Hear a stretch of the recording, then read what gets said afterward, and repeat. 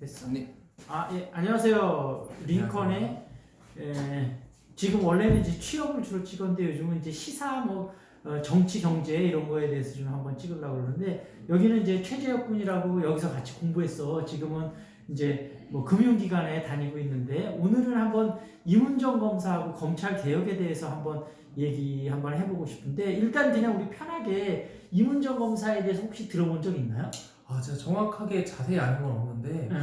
좀 설명 좀 해주시겠어요? 네, 그거는 제가 조금 이따 설명을 드리고 그러면 검찰 개혁 요즘 한참 시끄러웠었잖아요. 예. 그냥 본인이 아는 대로 검찰 개혁이 지금 느끼는 건 어떤 거고 본인은 어떻게 생각하는지 그냥 본인의 의견을 편하게 좀 한번 얘기해 주시겠어요?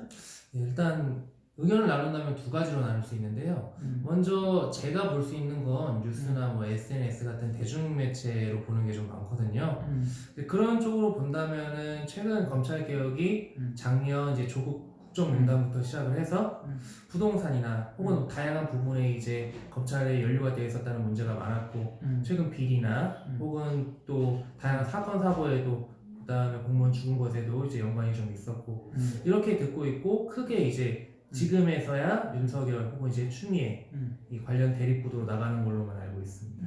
본인은 개인적으로 좀 윤석열하고 추미애 중에 요즘 갈등이 좀 첨예한데 어디 쪽 편이세요 개인적으로는? 어디가 좀 더 맞다 이렇게 생각해요? 예, 이렇게 이제 편을 나눈다는 건 그러니까 어디가 예, 조금 더 정당성이 있냐 이렇게.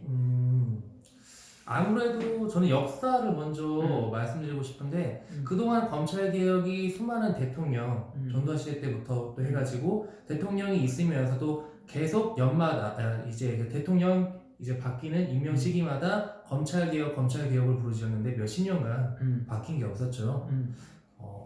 그냥 이 동네 근처에 있는 면사무소나 근처에 있는 지역에 있는 활성 기관도 몇 년 지나면 고인물이 있을 텐데 이런 국가의 최고속 보수 기관인 검찰에서 몇십 년간 동안 이런 변화가 없었더라는 건 큰 이제 적폐나 부정적인 세력이 많지 않을까 생각은 하고 있습니다.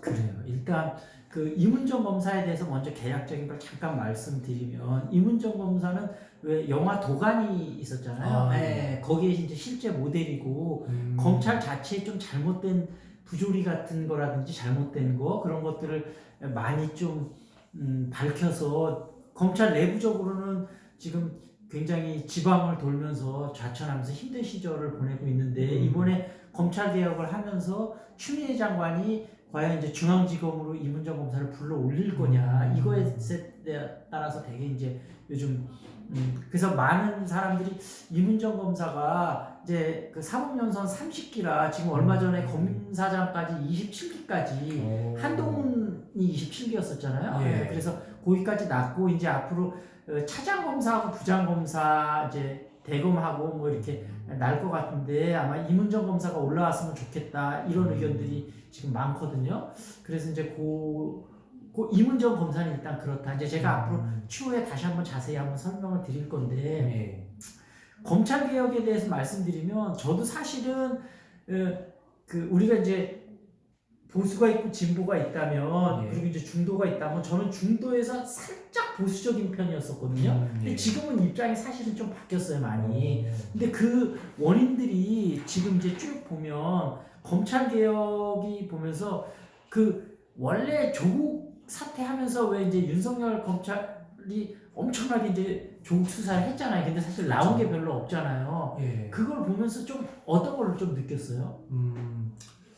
일단은 최근 몇 년 동안 저도 이제 학생이었고 취준생 입장에서 봤을 때 딸의 이제 그 입학 비리라던가 혹은 채용에 대한 그리고 최근 이제 아들에 대한 학점 관련돼 가지고 조작 시험 같은 비리라든가 많은 부정적인 측면도 있겠지만 큰 틀에서 그게 과연 조국이라는 큰 틀에 문제가 되어 있는지에 대해서는 약간 넌센스거든요.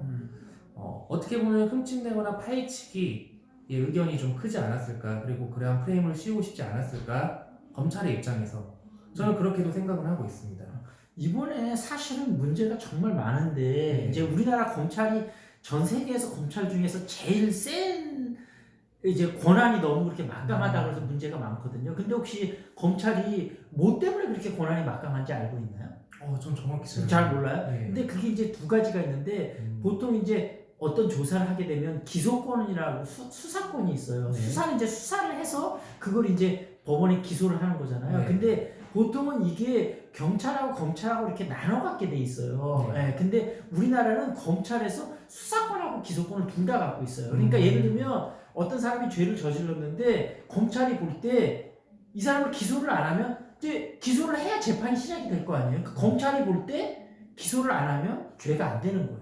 그리고 아주 조그만 거라도 검찰에서 기소를 하면 죄가 되는 거죠. 그러니까 모든 이 죄가 되고 죄가 되지 않는다. 물론 기소를 하고 나서는 그 다음에는 이제 사법부 판사들이 또 판단을 하지만 일단 거기까지 오는 거는 뭐든지 검사가 가지고 있는 거예요. 그러니까 검사가 예를 들어서 검사들끼리 이번에 공수처 같은 경우도 검사 측에서 많이 반대했었던 이유는 뭐냐면 기존에는 검사 내부에 어떤 비리가 있다고 해봐요. 그러면 서로 제 식구 감싸주기를 기소를 안 하는 거예요. 그렇죠. 그러면 죄를 물을 수가 없잖아요. 그러니까 수많은 검사들이 죄를 저지르고도 이제 그게 면제가 됐었던 거죠. 근데 이번에 문제가 됐었던 부분이 어떤 부분이냐면 민정수석 조국이 원래 민정수석이라는 자리가 고위 공무원들의 비리를 많이 감찰하는 자리거든요. 그러니까 검사들이라든지 검찰총장이라든지 하여튼 검사 내의 비리도 많이 조국이 알고 있었겠죠. 네. 그런 상태에서 또 이제 뭐 문재인 정부나 조국 전 이제 법무부 장관이 굉장히 그런 검찰 개혁에 대해서 강하게 그런 어떤 신념을 갖고 있었잖아요. 그러니까 검찰들이 비리를 많이 알고 있는데 와서 검찰을 개혁까지 해. 그러면 검찰은 굉장히 난감한 상황이 되는 거죠. 그렇죠. 그러니까 사실은 조국이 임명될 수 있다는 얘기가 나올 때부터 조국 수사를 시작을 한 거예요. 근데 이 문제가 뭐냐면 지금 이제 윤석열이 특수부인데 특수통인데 지금 그 밑에 그 측근들이 전부 다 특수부거든요. 근데 이제 그게 뭐가 문제냐면 특수부는 보통 특성상 어떤 특정한 사건을 다루게 되잖아요. 그러니까 어떤 무슨 범죄 혐의가 있다고 정확하게 인지가 되면 수사를 하는 게 아니고 누구를 사람을 딱 정하는 거예요. 사람을 정하고 이 사람이 인비연 기우자라는 얘기가 나오는 얘기가 뭐냐면 특수부 검사들은 특징이 뭐냐면 모든 거를 그냥 이 사람이 죄가 나올 때까지 파헤치는 거예요. 그러니까 조국이 이제 딱 볼 때 이 사람이 검찰 비리도 많이 알고 있고 검찰 개혁에 대한 여러 가지 신념도 굉장히 강한 인물인데 그 검찰 내에 굉장히 위험한 요소가 되겠다. 이렇게 이제 검찰 측에서 판단을 한 거죠. 그래서 이제 그런 얘기가 나올 때부터 사전 조사를 벌써 시작을 한 거예요. 그래갖고 이건 뭔가 잡을 수 있겠다. 이런 이제 나름대로 확신이 든 거죠. 그래서 문재인 대통령이 이제 임명하기 전에 그런 말들을 흘렸다가 계속 그러잖아요. 대통령님을 직접 만나서 조국은 안 된다. 윤석열이 이렇게 얘기하고 싶다. 근데 결국은 그 찬스를 잡지 못했거든요. 근데 조국 장관을 임명을 하게 된 거죠. 그러니까 기존에 벌써 조사가 많이 돼 있었을 거 아니에요. 그거를 바탕으로 해갖고 근데 그때는 뭐 사모펀드라든지 융동학원 비리라든지 이런 거에 대해서 그리고 뇌물죄 이런 것들이 어느 정도 나올 줄 알았는데 보통 예전에 그 정도 권력을 갖고 있고 한번 파다 보면 웬만큼 나오잖아요.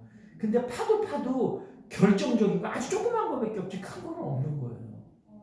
그러니까 그렇게 있는다고 확신이 됐는데 그렇게 파고 결국은 제대로 된 기소도 못하고 기소했는데 그게 또 기각이 됐잖아요. 그러니까 사실은 검찰이 먼저 이번 같은 경우는 검찰이 내부의 어떤 그런 굉장히 강한 힘 그런 거를 넘겨주기 싫어했고 그렇게 싫어했기 때문에 그런 거를 그렇게 이제 조사를 해서 그렇게 됐던 거죠. 그래서 이제 뭐 차례차례 그렇게 한번 얘기를 드릴 건데 어찌됐든 오늘 얘기하고 싶은 거는 검찰에서 그렇게 너무 우리나라 무소불위의 막강 권력을 가졌다. 그래서 사실은 얼마 전에 카를로스 곤이라고 닛산 회장 일본에서 탈출했었잖아요. 그래서 일본이 세계에서 검찰이 제일 센 나라 중에 하나인데 일본보다 더 세요, 우리나라는. 그래서 사실은 우리가 일제 통치를 받을 때 일본의 검사 제도를 그대로 본땄거든요. 그런데다가 거기다가 이제 이승만 정권 때 마지막에 그 당시에 경찰들이 친일 경찰들이 또 되게 많았었거든요. 그래서 경찰 숫자가 많고 검찰은 좀 적으니까 그래도 그나마 검찰한테 기소권을 주면 조금 더 낫지 않을까. 그리고 추후에 이제 바꾸려고 그랬던 거예요. 나중에는 이제 뭐 수사권이나 뭐 기소권 이런 걸 어쨌든 좀 나눠야 되는데 그래서 지금 검경조사 지금 이제 그게 이제 발의됐잖아요. 그래서 이제 서로 그런 권한들을 나누게 되는 거거든요. 근데 어찌됐든 그때 그거를 검찰한테 줌으로써 모든 권력을 검찰이 독점하고 있었기 때문에 지금은 이제 앞으로 공수처가 나오면 공수처가 이제 검찰을 이제 잘못이 있으면 비리를 해갖고 기소하거나 이럴 수 있거든요. 그러니까 이제 검찰이 자기네들이 비리를 저질러도 옛날처럼 제 식구 감싸기가 안 되는 거죠. 그럼 그런 공수처에 대해서 반대인 측면도 많이 아시겠네요? 아, 그렇죠. 그러니까 지금 한나라당, 네. 새누리당인가 지금 한나라당인가 뭐 하여튼 그 자유한국당. 자유한국당에서는 반대를 하고 있는데 왜냐하면 자유한국당하고 언론하고 검찰하고 이렇게 카르텔이 형성이 돼 있어요. 그래서 서로 왜냐하면 검찰에서 무슨 걸 하면 언론에서 그걸 계속 기사를 써주잖아요. 검찰 무슨 인사 조국할 때는 계속 그랬잖아요. 조국에 대해서 엄청나게 그렇게 했잖아요. 그러니까 그런 데는 그런 기득권 왜냐하면 나경원이라든지 예를 들면 지금 그렇게 야권의 주요 인사들 검찰이 고발하면 하나도 조사가 안 되고 있잖아요. 그러니까 검찰이 그렇게 선택적으로 지금은 아까 이제 기소를 할 수도 있고 안 할 수도 있다고 했잖아요. 그러니까 예를 들면 조국을 수사해야 되겠다고 막 50명 검사가 달려들어갖고 4개월 동안 이잡듯이 털고 예를 들면 뭐 나경원이나 다른 사람들 조사 전혀 안 하는 거죠. 이런 식으로 선택적으로 되고 있는 거죠. 그러니까 지금 새누리당에서는 그렇게 반대를 하는 거죠. 그걸 근데 이제 그게 결국 통과가 됐죠. 그러니까 지금 우리나라에서는 보수 언론 그 다음에 그런 새누리당 그 다음에 이제 그런 그다음 검찰 그렇게 카르텔이 형성이 돼 있는 거죠. 공수처의 반대도 제가 많이 들어본 것 중에는 이게 너무 국가의 전체 권력이 이양이 될 수 있다라는 의견도 되게 많더라고요. 이것에 대해서는 어떻게 생각하세요? 아 근데 그건 전혀 그렇지가 않은 게 왜냐하면 검찰이 너무 비대한 지금 힘을 갖고 있다고 그랬잖아요. 이 검찰하고 고위 공무원만 감시를 하는 거거든요. 그러니까 일반은 계속 검찰이 똑같이 하는 거예요. 근데 아까 얘기했다시피 고위 공직자나 검찰 예전에는 검찰하고 코드만 맞으면 검찰이 수사를 안 해버리면 되잖아요. 근데 지금은 이제 공수처가 그렇게 돼버리면 그렇게 이제 특히 검찰 같은 경우 수사를 할 수밖에 없기 때문에 그러니까 그거는 아까 얘기했다시피 그런 어떤 카르텔을 형성한 데서 프레임을 만드는 거죠. 이런 식으로 왜냐하면 뭔가 공수처가 어느 정도 힘을 지니게 되면 뭔가 검찰 위에 선다. 근데 전혀 검찰하고 위에 서는 건 아니고 서로 상호 견제하고 균형되도록 지금 법이 설계가 돼 있거든요. 그러니까 공수처가 잘못하면 검찰이 또 수사할 수 있게 돼 있어요. 그리고 검찰이 잘못하면 공수처가 수사할 수 있게 돼 있고. 그러니까 서로 잘못하면 수사할 수 있게 돼 있기 때문에 예를 들면 공수처는 검찰이 수사할 수 없다. 이러면 아까 본인이 얘기한 게 맞죠. 근데 공수처가 잘못하면 검찰이 또 수사할 수 있게 돼 있어요. 그러니까 그거는 사실이 아닌 거죠. 네, 그리고 이런 말씀도 좀 드리고 싶어요. 솔직히 말해서 이게 어떻게 보면 취준생을 위한 프로잖아요. 어떻게 근데 그런 거에다가 플러스 이제 조금 더 이제 이렇게 방향을 넓히려고 하는 거죠. 근데 예, 계속 해주세요. 네, 그러다 보니까 어떻게 보면 현재 20, 30대들이 생각을 하는 거는 사회화된 토론이라든가 아니면 생각을 논한다든가 이런 거보다는 의견의 무조건적인 주입식이 상당히 강해요. 굳이 말하자면 선생님이나 어른들이 말하는 거나 네이버 댓글로만 받아들이는 게 상당히 많지 요즘에 되게 생각하는 사고를 많이 안 하다 그렇다니까 이런 부분에 대해서 이런 문제 때는 이렇게 하는 것이 좋을 것이다 뭐 이러한 팁 같은 게 있을까요? 아 그러면 이렇게 하시는 게 좋을 것 같아요. 요즘 보면 이런 공수처 같은 경우도 여론조사를 해보면 뭐 한 55% 찬성한다. 옛날 같았으면 사실은 그 보수 언론에서 그렇게 떠들고 이렇게 했으면 이렇게 되기 힘들거든요. 그러니까 지금 공수처법 찬성한다는 게 뭐 55%, 60% 반대한다는 게 한 30% 이렇게 나오거든요. 이거는 어떤 의미냐면 요즘 유튜브라든지 이런 개인 미디어가 많이 활성화되면서 예전에는 언론에서만 정보를 할 수 있지만 지금은 다양한 어떤 매체를 통해서 이제 정보를 얻을 수 있잖아요. 그러니까 여러 가지 여러분이 판단을 하시기 전에 다양한 매체에 대한 거를 쭉 들어보시고 그 다음에 그러면 크로스 체크가 되잖아요. 여기서는 이런 말을 했는데 저기서는 저런 말을 했고 그렇게 여러 가지를 체크를 하시다 보면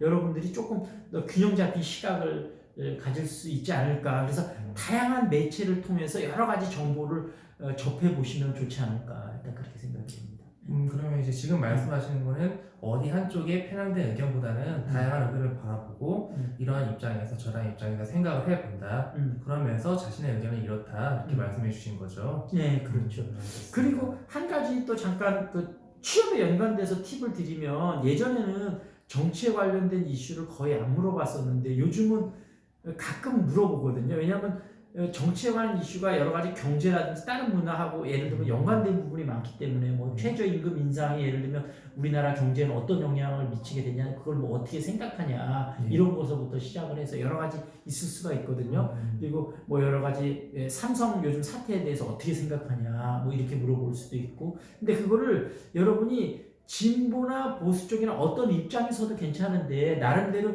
좀 객관적인 입장을 갖고 그리고 진보나 보수 쪽에 쓰더라도 합리적으로 다른 쪽의 의견도 어느 정도 들을 수 있는 그런 정도의 이런 이게 왜냐하면 상대편 입장 중에서도 맞는 말이 있잖아요 사실. 그러니까 그런 입장 중에서 그러니까 무조건 내가 이쪽에 속했으니까 진보에 속했으니까 보수 말은 다 틀리다 이렇게 생각하시지 말고 내가 진보에 속하면 진보의 의견을 대략적으로 하지만 보수 말들 중에서 맞는 부분을 또 받아들이고 이렇게 선택적으로 잘 해서서 균형된 가치관을 세우시면 좋지 않을까 그렇게 생각이 됩니다.